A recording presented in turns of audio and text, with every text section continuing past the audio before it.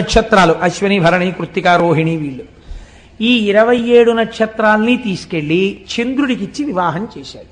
ఒక ఆయనకే ఇచ్చేశాడు, గొడవ లేదు, పండగ ఒక్కడే అల్లుడు వస్తాడు.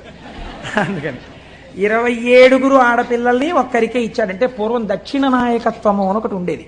మీరు నన్ను క్షమించండి, నేను పురాణాంతర్గతంగా ఇలాంటి మాట అనకూడదని అండం ఎందుకు అంటున్నాను, ఒక దక్షిణ నాయకత్వాన్ని సమర్థించడానికి. అనుకోండి, విజయనగర సామ్రాజ్యాన్ని పరిపాలించినటువంటి రామరాయల వారు అప్పుడప్పుడు ఏదైనా ఊరిడితే ఆ ఊళ్ళో తరణిపోలిన పిల్లలు కనపడుతుండేవారట.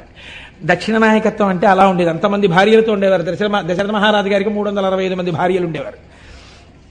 అలా పూర్వం ఆ దక్షిణ నాయకత్వం ఉండేది. అందుకని 27 ఆడపిల్లల్ని ఒక్క ఆయనకి ఇచ్చేసాడు ఆయన. ఈ 27 మంది భార్యలతో చంద్రుడు పాణిగ్రహణం చేసిన వాడు ఏం చెయ్యాలి?